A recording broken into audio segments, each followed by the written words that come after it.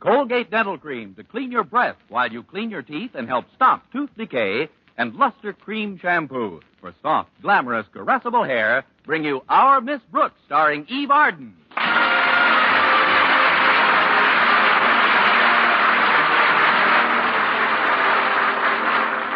It's time once again for another comedy episode of Our Miss Brooks, written by Al Lewis. Well, with spring upon us, bigger and better playgrounds for children are the order of the day. Madison High School, where Our Miss Brooks teaches English, promptly volunteered to help its local Chamber of Commerce collect funds for this worthy cause. That's why our beloved principal, Osgood Conklin, called us into his office early Friday morning. Us consisted of Mr. Boynton and myself as faculty advisors, Walter Denton, the student who runs the school paper, and Harriet Conklin, the student who runs Walter Denton. As soon as we were all seated, Mr. Conklin addressed us. We are here to discuss a project which is near and dear to my heart. Children's playgrounds in this community. I'm sure I cannot overemphasize the importance of the little ones in our present-day civilization. We got enough little ones. What the Chamber of Commerce wants is some big playgrounds.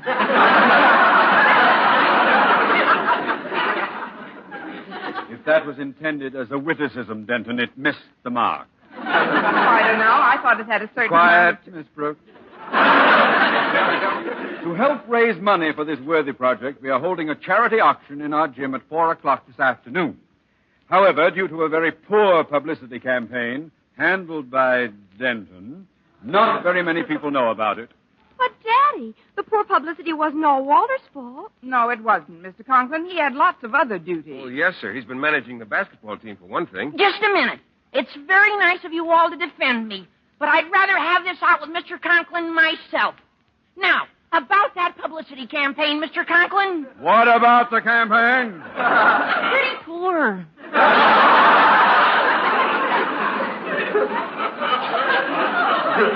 Thank you. What I want from you all now are suggestions to stimulate public interest in our auction and bring out a big crowd of bidders. Well, perhaps we could take some spot announcements on the radio. Yes, that would reach a lot of people. Miss Brooks, have you any idea what a 30-second spot announcement costs? We don't have to buy 30 seconds. We could take about 5 and say something quick, like, today auction Madison High School. But, Miss Brooks, that sounds as if we're auctioning off the school. Is that bad? I mean, if the object is just to lure people over... Any feasible suggestions? I have an idea, Mr. Conklin. Undoubtedly. How about you, Harriet? Can you think of anything? I think we should mimeograph some handbills and pass them out door to door during lunch period. A lot of us kids could take different neighborhoods and really plaster the town. Excellent, Harriet. Yes, indeed. This town hasn't been plastered in years. What's your idea, Walter? Well, I was thinking, maybe we could paint a big banner and let it fly over the business district all day. Fly over? You mean trailing from the flagpole on some big building? No, trailing from a Zeppelin. A Zeppelin? Oh, I don't mean the big type Zeppelin. He means the small, compact Zeppelin suitable for home or office. Mr. Boynton, do you suppose you could inject a note of sanity into this discussion? Well, I have thought of a rather fascinating scheme, sir. It's quite humorous, too. Oh, let's have it. Well, I've got about a dozen frogs in the laboratory now. I keep them there for the purpose of... We know what they're there for, Mr. Boynton, and I just had breakfast. I'm sorry. Well, my idea is to take them all into the heart of the town. I'd have them on little leashes, of course. And get this, Mr. Conklin. They'd be dragging a sign behind them. The frogs would be... Go on, Boynton. Well, the sign the frogs would be dragging would say... It'd say, come to the Madison Gym today. Things will sure be hopping.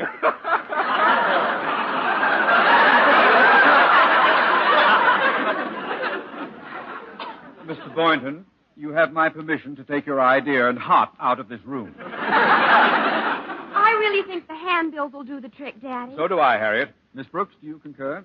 Frequently. Oh, I'd like to discuss something now that we all seem to have overlooked. Namely, if our auction is to be a success, we lack one fairly important item. What's that? Something to auction off. A very cogent observation. However, the members of the student body were asked to bring their parents' donations to school this morning and leave them just outside the classrooms. You, Miss Brooks, will be in charge of augmenting these donations. Me? Oh, but Mr. Conklin, I've got other things to Now, do which are tell going the to take truth, up... Miss Brooks.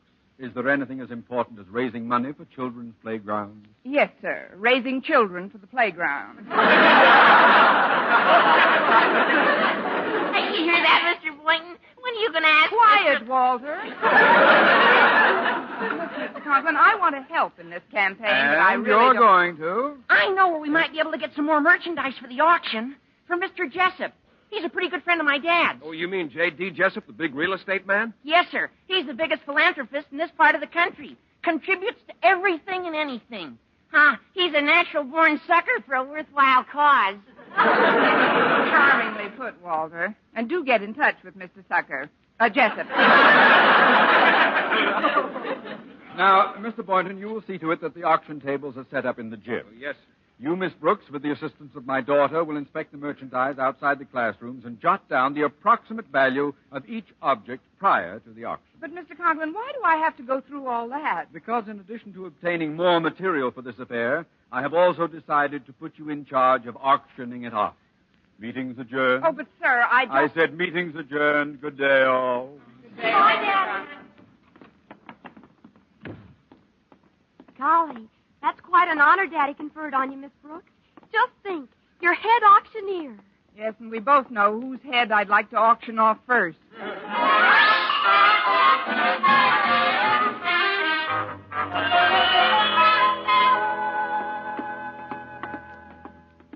Let's see what's in this pile over here, Miss Brooks. One broken lamp, one pretty beat-up coffee pot, and look at this, an old Mixmaster. It looks as if somebody dropped it in the new Mixmaster. Not much of a haul so far, but I'd better jot it all down anyway. Now, what's this? A box of Christmas tree ornaments. That's timely. One woolen sock, a busted harmonica, and here's one ice skate. One ice skate? That'll be for the fellow who gets the one sock. Oh, here's an item that should bring in plenty. A rusty doorknob. Here's a pair of torn woolen gloves. And look at this, Harriet. One Blue Jay corn plaster. That's for the fellow with the one sock and the ice skate. Oh, we've got to do better than this. Daddy would have donated some things himself, Miss Brooks, but we traded in all our old furniture for the stuff that's going into our new house. Oh, that's right. You're moving soon, aren't you? Uh-huh. Late this afternoon. I'm sure Daddy'll invite you over as soon as we're settled. Your mother might, but not your daddy. He's been angry with me all week, Harriet. That's why he's piling all this extra work on me, to get even. Get even for what? A slight accident that occurred in his office on Monday. He asked me to cut the price tag off a new umbrella he'd bought. And? I took a scissors and went after it. Unfortunately, my hand slipped and I cut a nick in the material of the umbrella. How big a nick? 2 yards. Ever since then, he's been looking daggers at me, or at least sharp umbrellas. Well, I've got to get into my next class, Harriet. We'll have to continue this checkup during study period. All right, Miss Brooks. And please don't take Daddy's tantrums too seriously. Just remember, his bark is much worse than his bite. An even more appropriate slogan would be, let sleeping dogs lie. What? Oh, I'm sorry, Harriet. I didn't mean that the way it sounds. I wouldn't for a minute want you to think that I considered your father asleep.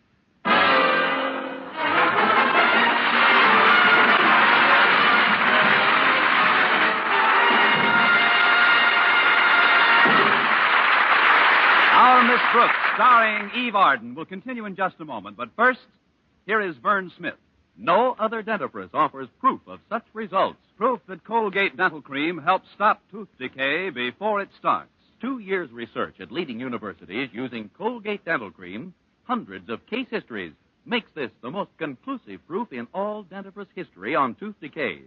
Conclusive proof that when teeth are brushed with Colgate right after eating, Colgate Dental Cream helps stop tooth decay before it starts.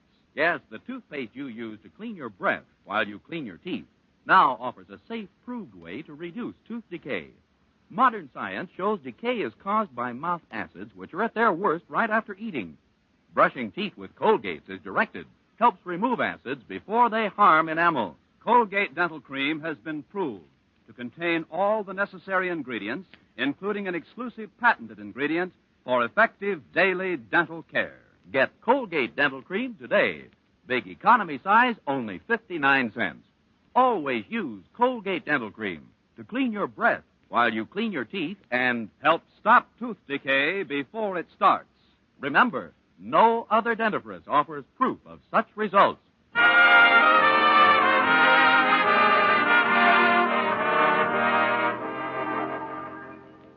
What with rounding up additional donations for the charity bazaar and doing a little teaching on the side, I had quite a busy morning.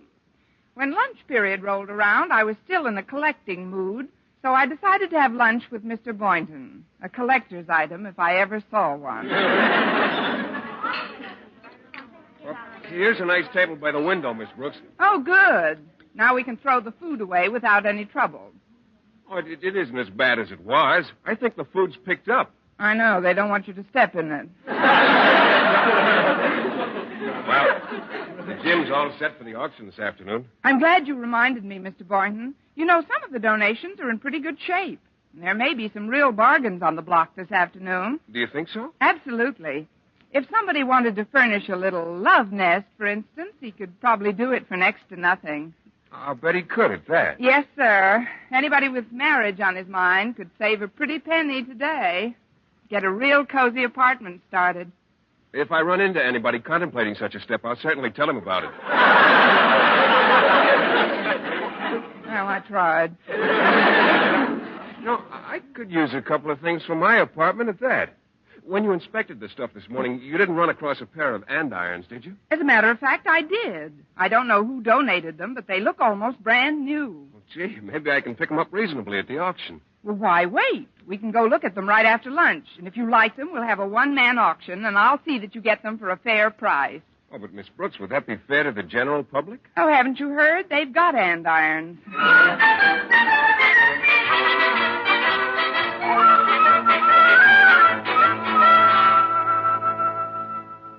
Have you seen Stretch Snodgrass anywhere, Harriet? No, Daddy, I haven't. I told that dummy to bring lunch to my office 20 minutes ago. Please, Daddy. That's no way to talk about Madison's star athlete. He may be a star athlete, but it's his brains that need the exercise. Calm down, Daddy. I'm going into the cafeteria now, and I'll see what's keeping him. Oh, before I go, Daddy, I just spoke to Mother on the phone, and she told me all the living room furniture has been delivered to the new house. She says she just knows you're going to love it. Mother has such wonderful taste, don't you think? Obviously, she married me. Oh, one more thing, Daddy. The store made a mistake and delivered our andirons to the school here instead of the new house. They're right outside your office now. Well, what am I supposed to do with them? Bring them home with you after school. They're awfully pretty, Daddy. Come on, take a look at them. Well, there's nothing better to do while I'm waiting for that dunderhead. Here they are. Aren't they pretty? Oh, they're all right, I guess. Mother paid $12 for them. Say, they're pretty.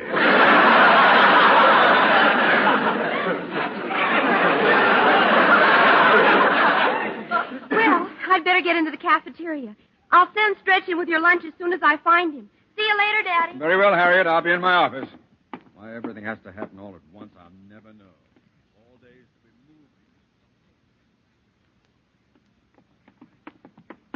Let's see now. Where are those andirons I saw this morning? Are these them? Yes, those are them. These are those. Yep, them's the andirons, all right.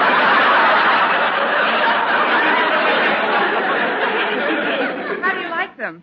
Well, they're perfect. Just what I had in mind. Good. Tell you what I'm going to do. Step in a little closer, Bud. What am I offered for these lovely andirons? How about 50 cents? This boy is closer than I thought. I've got 50. Do I hear more? Not from me. Why, I'd give 75 cents for these myself. Well, I'll make it 80. Now you're talking. I got 80 cents. 80 I've got. Going once for 80. Going twice for 80. I'll bid 85 cents. That's the spirit. I've got 85. Oh, you're not in this, Mr. Conklin? I'm not? No, sir. Mr. Boynton needs these andirons, and, well, I think 80 cents is a fair price. Oh, so do I, Miss Brooks, considering that I just paid $12 for them. $12? I'm terribly sorry, Mr. Conklin. We didn't know they were yours. Well, that's quite all right, Boynton. But just to be on the safe side, I'll take them with me. I'd better get back into my office before Miss Brooks sells my socks. We just need one. Mr. Conklin, I got your lunch. Well, it's about time, Snodgrass. Come with me. I'm terribly sorry about the andirons, Mr. Conklin. There was so much stuff in the hall that there was no way for me... I know. Put everything on my desk, Snodgrass.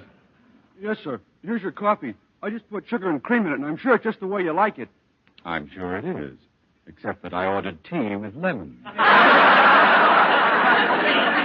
Oh, I'm sorry, Mr. Conklin. I'll change it. Never mind. Where's my sandwich? Here it is. Bacon and tomato on whole wheat, wasn't it? Yes, it was, Stretch. And I suppose that's why you've brought me peanut butter on gluten bread. Gosh, Mr. Conklin, I must have got confused. Want me to take it back? No, it's too late now. I'll eat it. But before you leave, I have another errand for you. You could save me a lot of trouble if you would take these andirons over to my new house. The address is 616 Anderson Avenue. Is that clear, Stretch? Yes, sir. You want me to take these, what are they again? Andirons. Oh, yeah.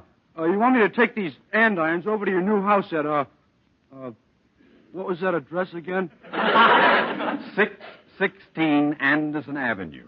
It's very simple if you associate andirons with Anderson Avenue, you see? Oh, sure. You want me to take these Andersons over I'll write out the address for you. There you are. Now, put it in your pocket and don't lose it. Okay, Mr. Conklin. Oh, by the way, Snodgrass, Mrs. Conklin may be out shopping, so just leave the andirons on the front porch. Yes, sir. Hiya, Stretch. Boy, what a deal I just made with Mr. Jessup. Who's he, Walter? He's a big philanthropist. He is? He owns real estate all over this town. And he just told me that one of his houses is being torn down in a few days to make room for the new freeway. Boy, that's too bad. No, it isn't. Instead of selling the furniture in it to a second-hand store, Mr. Jessup is donating it to our charity bazaar. He said we could help ourselves to anything we want. Boy, that's good. Now, you got to do me a favor, Stretch. I have to get some lunch now, and I want you to find Miss Brooks and ask her to make arrangements to have that furniture picked up. The address is 211 Ironside Avenue.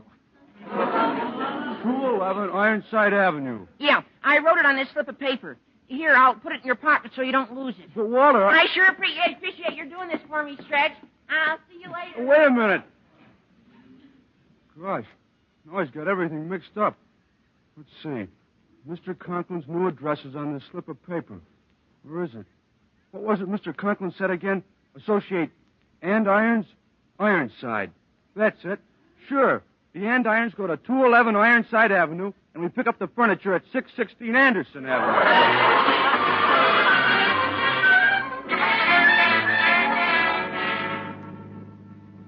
It was certainly generous of Mr. Jessup to donate a house full of furniture. It sure was. Even if he is a big Steady, boy. I hope we're near the place. It's 3:15, and the auction's supposed to start at 4. Besides, I've ordered the moving van for 3:30. Oh, it's only another couple of blocks.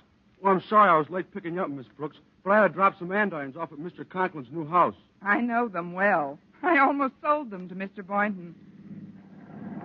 Oh, this is the place. 616 Anderson Avenue. Say, that's a rather pretty house.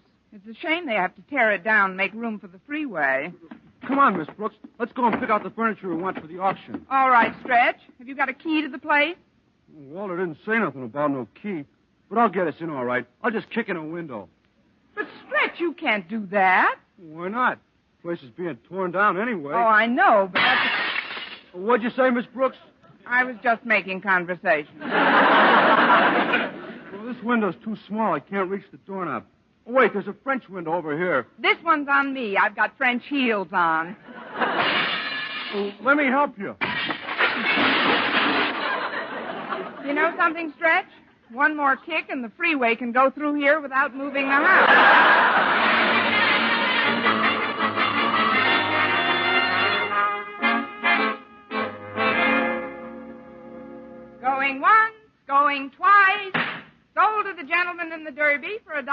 $2.75. And now, folks, we'll have a brief intermission. Why are you doing that, Miss Brooks? We still got a whole bunch of furniture to auction off. I'm just stalling, Walter. I'm hoping some bigger spenders will drop in. I think it's a shame to let a beautiful rug like that last one go for $1.75. Me too, Mrs. Davis. And I hated to sell that lovely piano for $19.50. I'll just have to get higher bids on the remaining items. Oh, Miss Brooks, Yes, Mr. Boynton? what would I have to offer you on that red plush love seat? Just a little encouragement.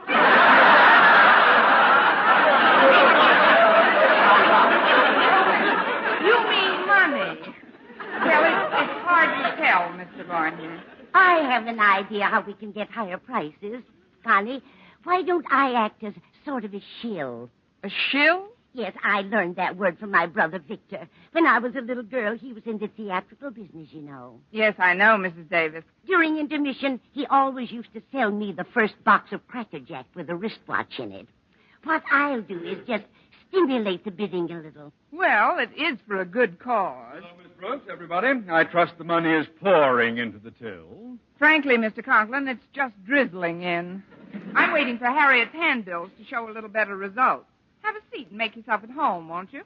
Well, that should be easy, Miss Brooks. As I look at this furniture about me, I feel as if I am at home. Take that lamp, for example. It's almost an exact duplicate of one my wife bought last week. Cost over $40. What did that one go for, may I ask? $7.50. $7.50. That is a bargain, isn't it? Now then, inasmuch as this project is so close to my heart, I think I should participate. Now, take that red plush love seat, for example. It would be a perfect match for one I have at home. Paid $150 for it. Put it up for auction right now, Miss Brooks. But, Mr. Conklin, this is intermission. Well, just for our little group. Those others seem quite lethargic anyway. But it's supposed to be a public auction, Mr. Conklin. Well, we're the public, aren't we? Mrs. Davis, Denton, Mr. Boynton. That'll be plenty. How much money do you have, Denton? $2. Oh, fine. How much have you got, Mr. Boynton? About $45. Somebody died? Well, let's begin, Miss Brooks. Put up the love seat now. I'll start the bidding. I bid $3. Already, I'm shut out of the bidding. No, I kind of had my eye on that, too. I'll offer $5. Going. $10. 15. Going. 25. 35. 40. 45. 46. I bid $47. Wait a minute. How can you bid $47? I'm loaning my $2 to Mr. Boynton. They're not doing me any good. I'll put an end to this bidding right now. I bid $50. Yes, sir. I bid $50 for this lovely red plush love seat. Going once, going twice. 55. Where did that come from? Oh, it's you, Mrs. Davis. Well, if you bid 55, I guess I'll have to bid... 65. 75. 80. 85. I've got 85. Going once, going twice. Last chance. Let's have another bid, or this gentleman gets it for 85. Going. Remember, folks, in addition to this beautiful love seat, I'm throwing in absolutely free a box of Cracker Jack. 86. I bid $100, and that's my final offer. 110. I bid $110. Going. Oh, come. I'll have to sell it to Mrs. Davis unless I get a higher bid. Going. 115.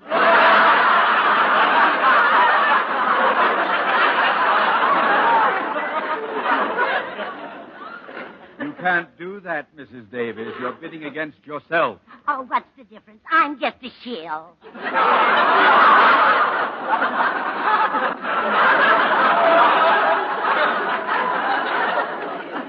What? I demand that we revert back to my last bid of $100. Sold to Mr. Conklin. Fine. Now, let's see. What else have we here? Oh, there's quite a bit of stuff, thanks to Mr. Jessup's generosity. Why, we practically cleaned out that house of his at 616 Anderson Avenue. Well, Jessup has the true American spirit. The spirit of benevolence and charity. So prevalent and throughout this glorious nation. From the rock-bound coast of Maine to the sunny shores of 616 Anderson Avenue!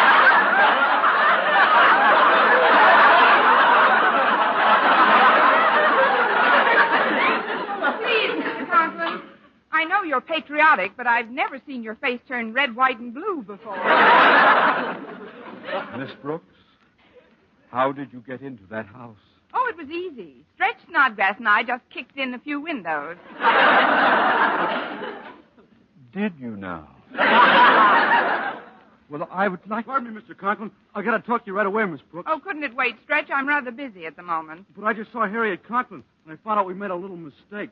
That wasn't Mr. Jessup's house we took the furniture out of. It wasn't? Then whose house was it? Shall we dance? Mr. Conklin, it was your house. Well, there's only one way to settle this. Gather round, folks. Gather round. What am I bid for me and Stretch Snodgrass?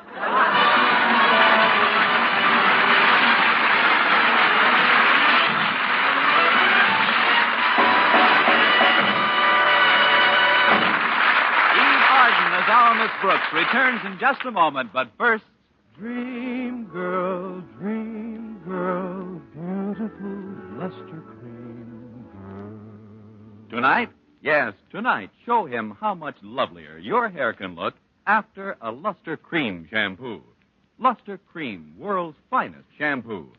No other shampoo in the world gives you Kay Duma's magic blend of secret ingredients plus gentle lanolin. Better than a soap, better than a liquid. Luster Cream is a dainty cream shampoo. Leaves hair 3 ways lovelier. Fragrantly clean, free of loose dandruff, glistening with sheen. Soft, manageable. Even in hardest water, Luster Cream lathers instantly. No special rinse needed after a Luster Cream shampoo. So gentle, Luster Cream is wonderful even for children's hair. Tonight, yes, tonight, try Luster Cream shampoo. Dream girl, beautiful luster cream girl. You owe your crowning glory to a luster cream shampoo. And now, once again, here is our Miss Brooks. As Mr. Conklin slowly turned a deeper shade of purple, there was another flurry of activity in our corner of the gym. 180. 185. 190. 195. Brooks, what's going on? Step aside, Harriet. I'm taking your father's blood pressure.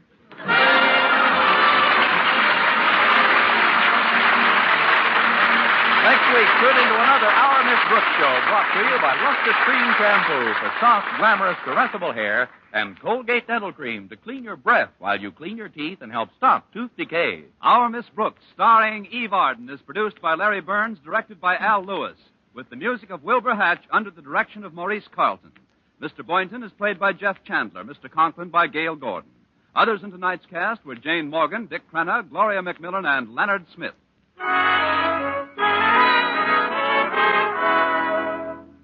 For a beauty bath that brings you glamour from head to toe, get bath-size Palmolive soap. Yes, ladies, for a velvet smooth beauty lather that caresses your skin, leaves your whole body glowing with the warm blush of fragrant loveliness, enjoy a beauty bath with bath-size Palmolive.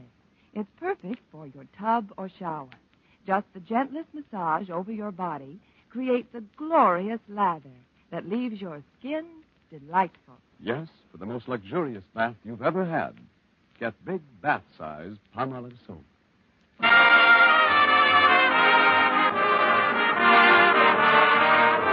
For mystery liberally sprinkled with laughs, listen to Mr. and Mrs. North, the exciting, fun-packed adventures of an amateur detective and his beautiful wife. Tune in Tuesday evening over most of these same stations. And be with us again next week at this same time for another comedy episode of Our Miss Brooks. Bob Lamont speaking. This is CBS, the Columbia Broadcasting System.